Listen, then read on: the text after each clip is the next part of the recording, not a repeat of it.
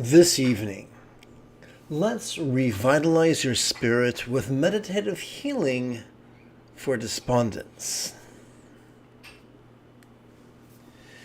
You know, meditation is great. I love meditation, but it is not a panacea. It is no substitute for a good night's sleep, what the kids these days call sleep hygiene. It's no substitute for fresh air, sunshine, exercise, eating the foods we have evolved to thrive on at the times we have evolved to thrive on. It is also no substitute for an exceptional psychiatrist. If you don't have a psychiatrist and you feel that you need one, allow me to introduce you to a free service, and I get no commission from this, by the way. I'm going to tap button 8, and you'll see that in the description area below the video, when you scroll down, you'll come to a section that reads Vegan Education. And towards the second to the bottom, you'll find a link that reads Find a Plant-Based Physician. Go to pcrm.org and you'll find MDs who specialize in psychiatry. But more than that, they've spent the time and energy reading peer-reviewed studies on the overlapping Venn diagram between nutrition and mental health. They've studied the effect of gut dysbiosis and systemic inflammation upon various and sundry challenges such as mood disorders, depression, anxiety, and the like. And you really want someone like this in your corner with you to help you through the process if you are struggling with such things as depression and its cousins.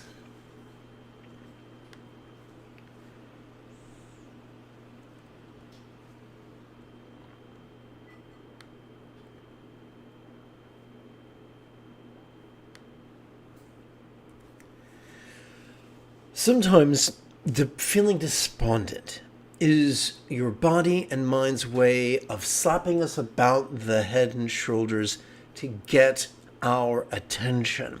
We evolve the capacity to perceive stressors, circumstantial stressors, physical stressors, interpersonal stressors, and mental stressors as a survival mechanism. Our capacity to feel ennui, despondence, discouragement, sorrow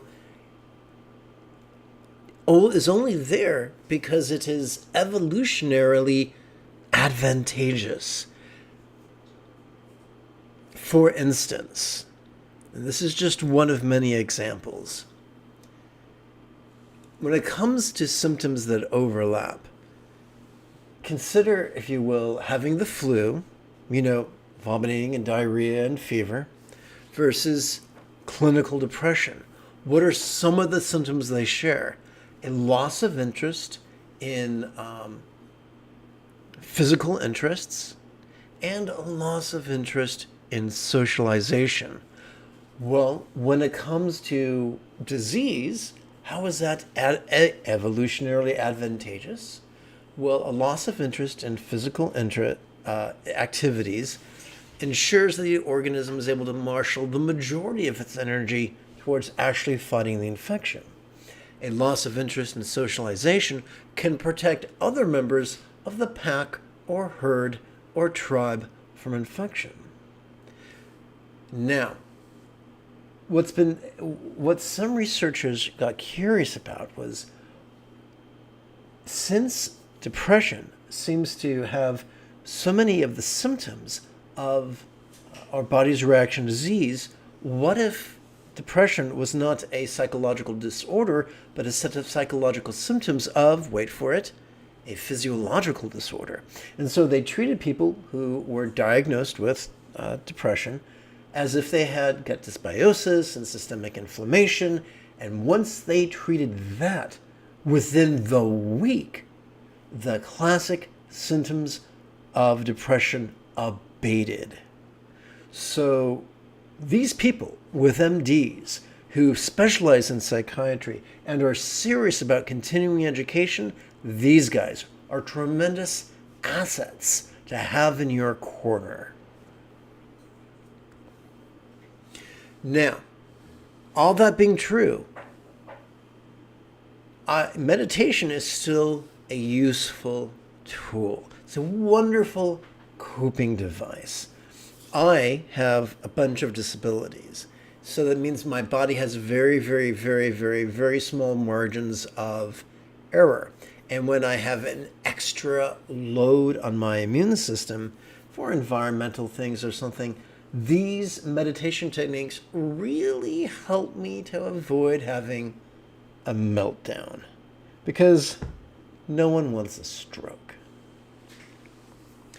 And so tonight we're going to go through some meditations and have some fun, and you're welcome to join with me.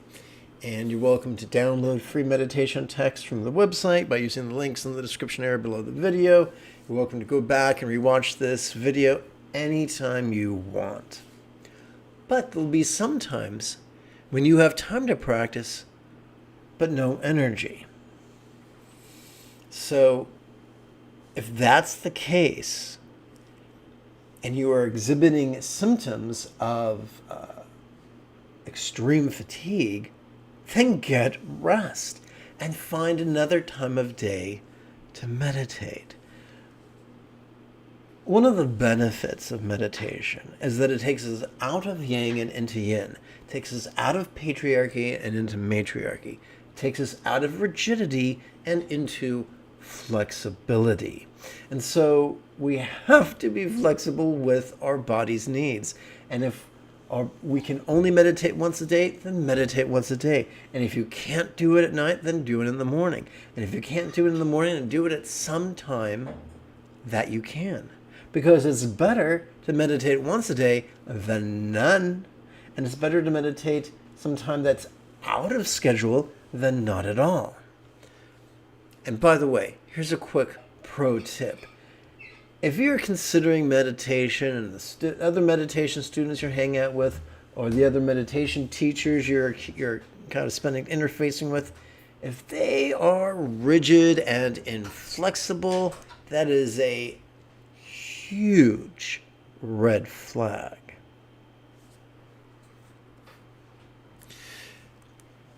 Here's a quick litmus test. If you are too drowsy to sit up straight in your meditative posture, then go lay down, take a nap.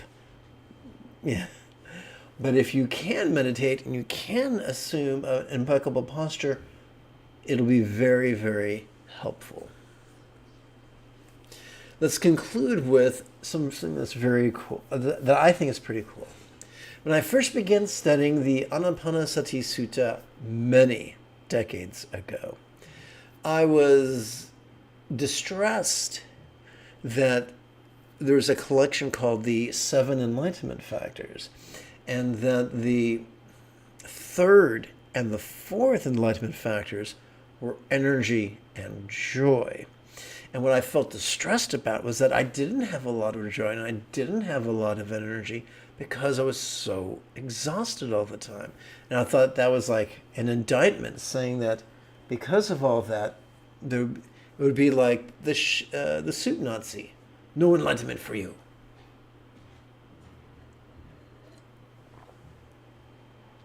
So you can imagine my relief when I found out that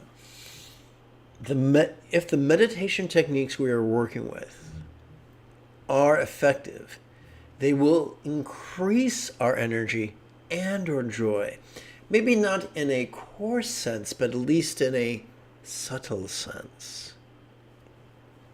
So that is my promise to you, is that if you hang out with me tonight and you meditate with me tonight, you'll feel at least a subtle bump in energy and joy. But don't take my word for it. Put it to the test in the laboratory of your body and mind. So we're going to meditate about 1 minute from now.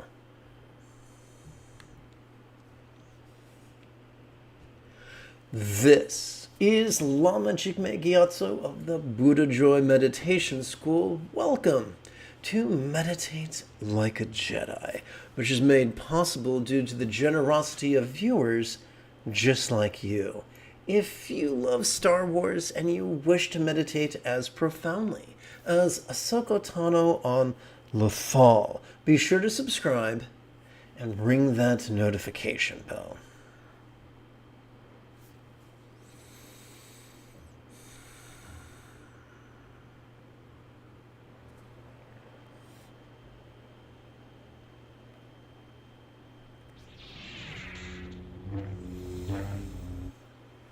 And now let's meditate. We come to tonight's meditation text, which, because I lack all imagination, I've simply named it Secular Mindfulness Meditation and Contemplation. There's no faith or prayers required. This is my adaptation of the Buddha's most famous and briefest meditation manual, the Anapanasati Discourse. What follows is not a prayer, but it is a recitation that serves to exercise the our neural pathways responsible for empathy and enthusiasm. Please chant with me. May I liberate all beings by relying on the three jewels. May I liberate all beings by relying on the three jewels. There's nothing mystical here. The three jewels just means relying upon the Buddha's example and the Buddha's instructions and the Buddha's students. May I liberate all beings by relying on the three jewels.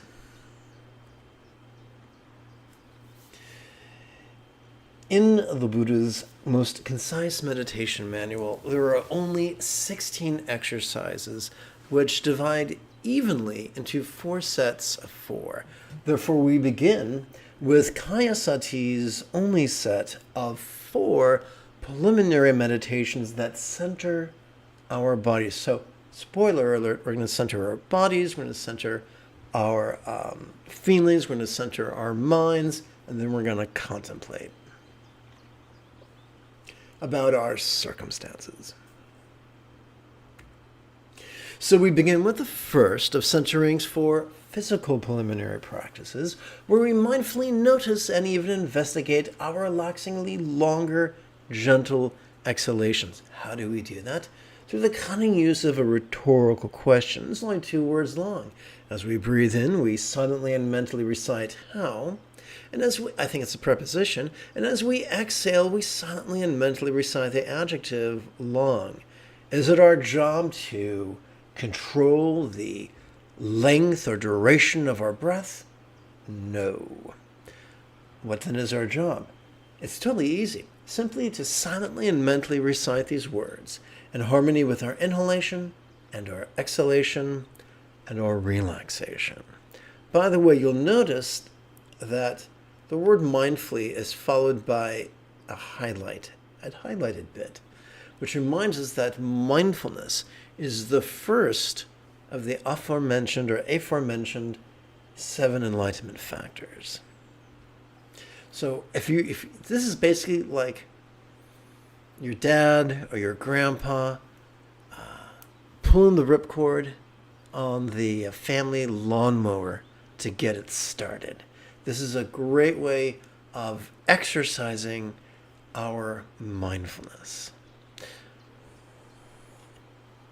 And oh yeah, by the way, we begin with a preposition during our inhalation because ironically enough, every time we inhale, we automatically access our sympathetic nervous system, which has not evolved for active concentration, but which has evolved for perception that is practiced vulnerably, passively, viscerally, and randomly. So let's dig in.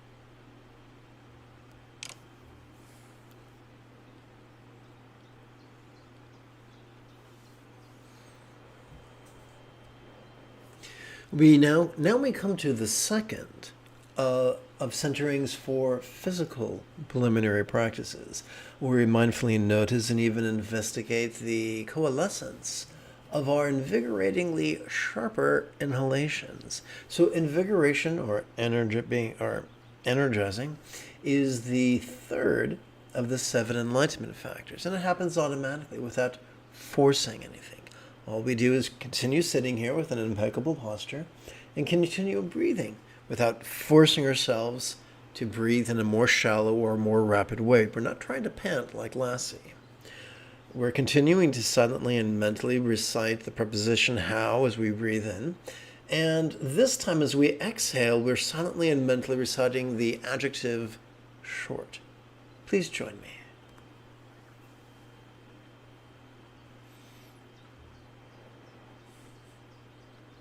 If you've just joined me, the moment you have a specific question about Buddhist meditation, Buddhist philosophy, or how to apply them to your life, simply type your question in the chat window on the right-hand side of the screen or on the bottom part of your smartphone.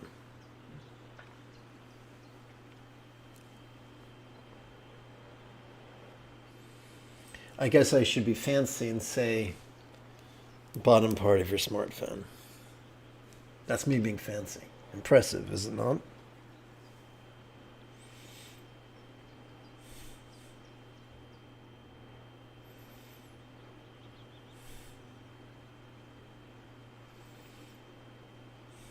So for my friends who prefer Tibetan Tantra, allow me to remind you that noticing what's going on with our body or mind constitutes a valid object of mental training.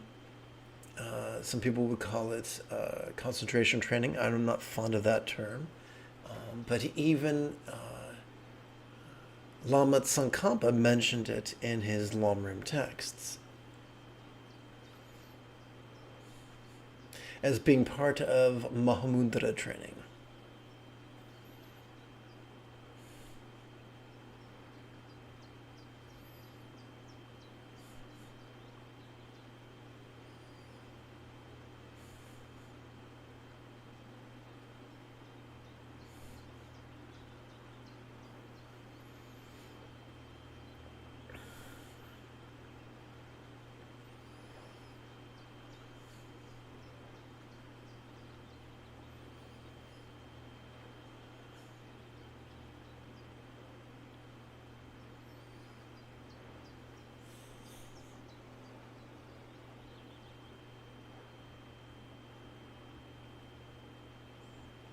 In Buddhism, there are more sects and subsects than there are Buddhist teachings. And so you'll find the same teachings in every sect, just given different names and different sequences, but the same basic exercises.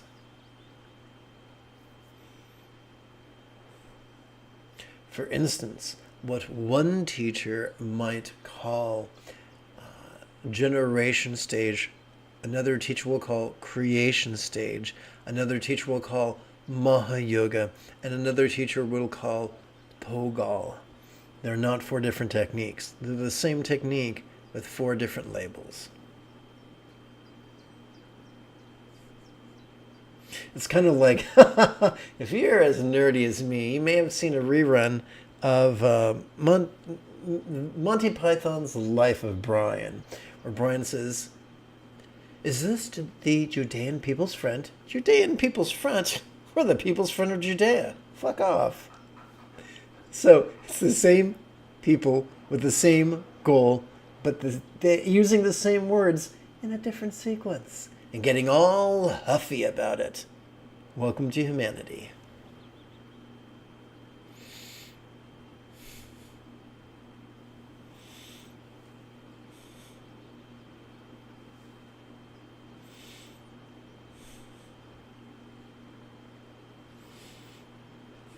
In a completely unrelated note, the Beatle George Harrison was one of the funders or producers of that movie.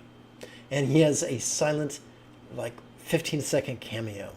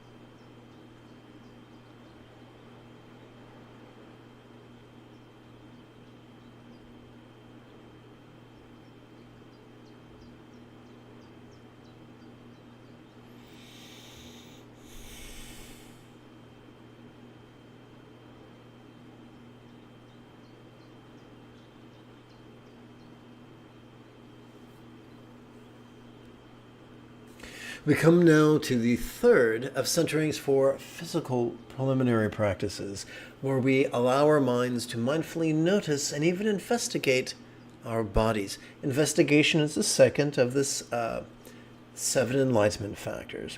And just think of investigation as being the opposite a bit of being defensive. It's about being curious, even about things that may feel ugly. As we breathe in, we silently and mentally recite the sensory verb feel. As we exhale, we silently and mentally recite the noun form, which is a synonym for body.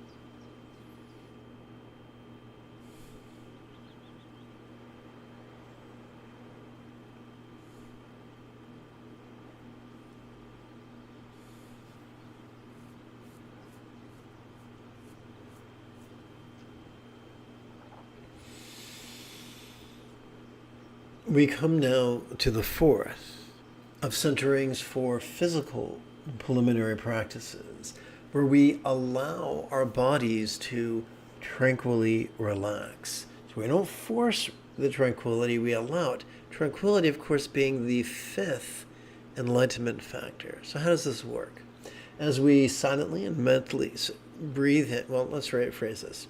As we breathe in, we silently and mentally recite the noun form. And as we exhale, we silently and mentally recite the verb calm. Not an adjective, but a verb. Something's happening. But here's the cool thing. Every time we exhale, we are automatically, we are so wired as to automatically access our parasympathetic nervous system, which has evolved to both not only mentally release, but also physically relax. So this is happening on autopilot. Why then are we meditating? To align our intention with our factor installed programming.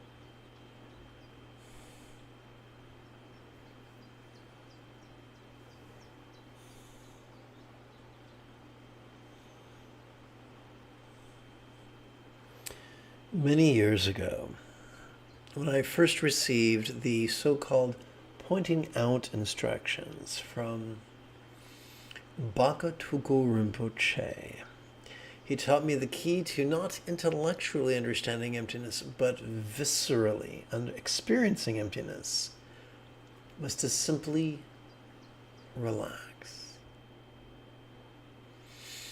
This is not some form of self-hypnosis. This is the Buddha's path of wisdom.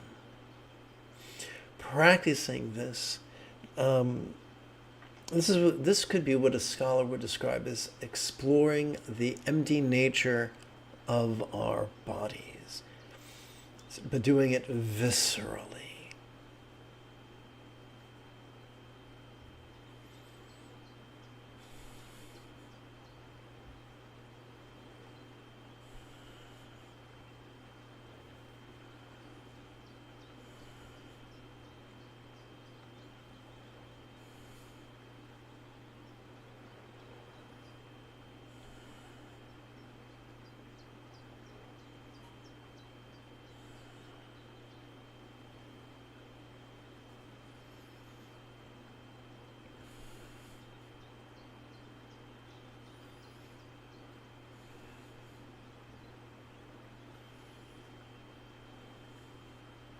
Those who are rigid, fearful, controlling, elitist, cryptic,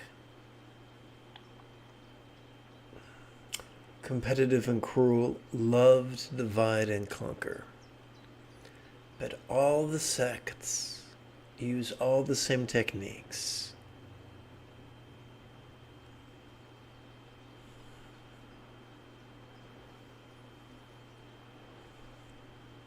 On their best day.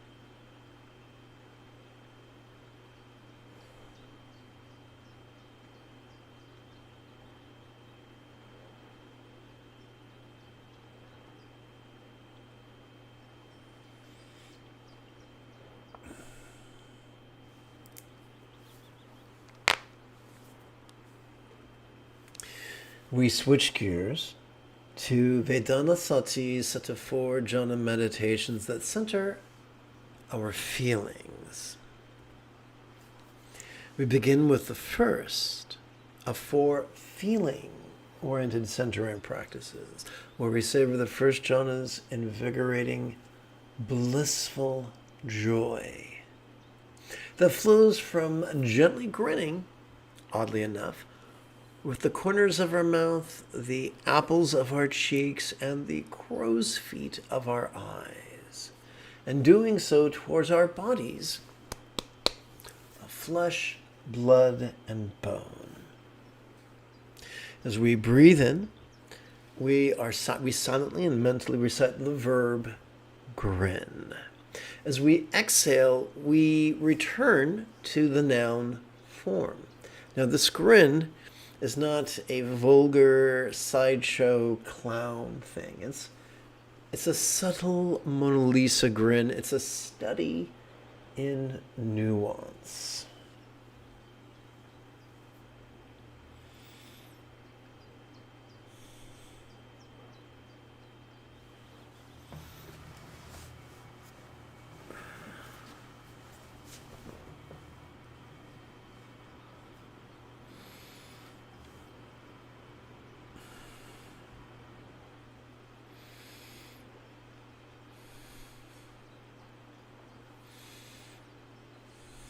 Some people refer to this as contemplative cappuccino.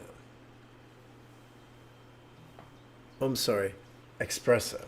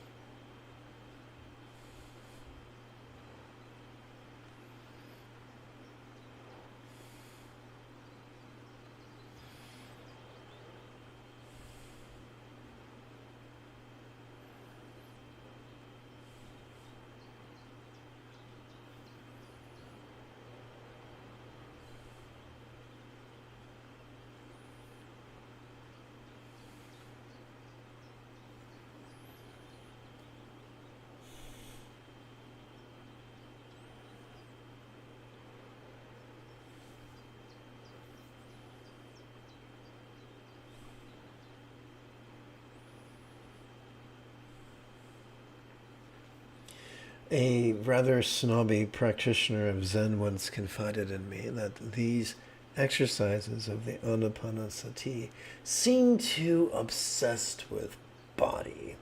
And yet the great luminaries of Chinese Zen and Chinese Chan and Japanese Zen gave extensive instructions about the minutiae of posture and breath and thought, and how they correlated to Jing and Qi and Shen, and how that after stabilizing one's posture, one coordinates the intention, or Shen, with the breath, Qi, form and mind fall away. So the same exercises, but with different trappings, abound.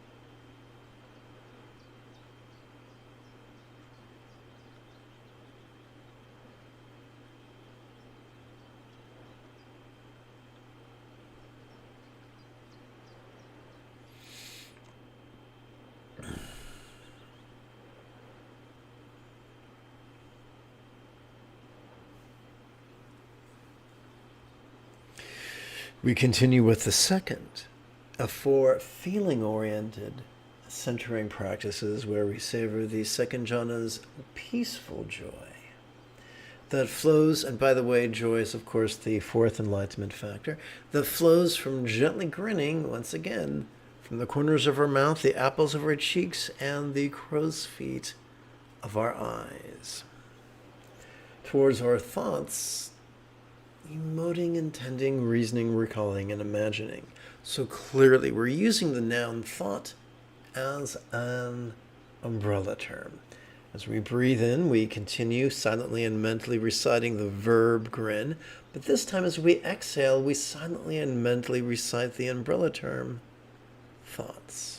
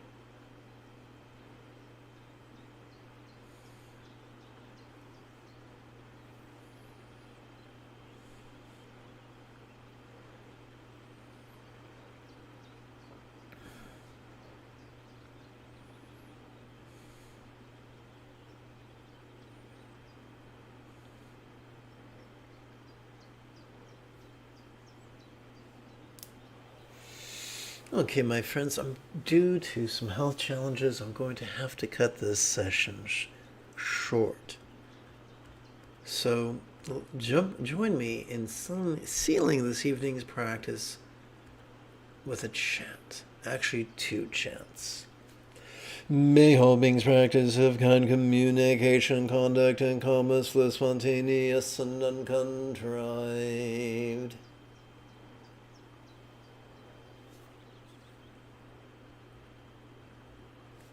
May everyone be free from misery, may everyone be happy.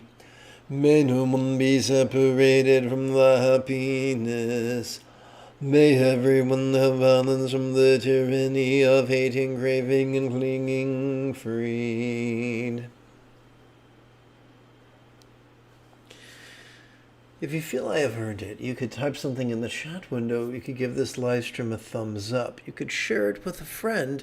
You could even help support this channel on Patreon, either by capturing the QR code with your smartphone or simply scrolling down and clicking the Patreon link in the description area below the video. In approximately 11 1/4 hours, I would very much like to return to lead tomorrow's early morning lesson and meditation. Until then, may you and yours be happy and healthy. And if you are as geeky as me, this is the way.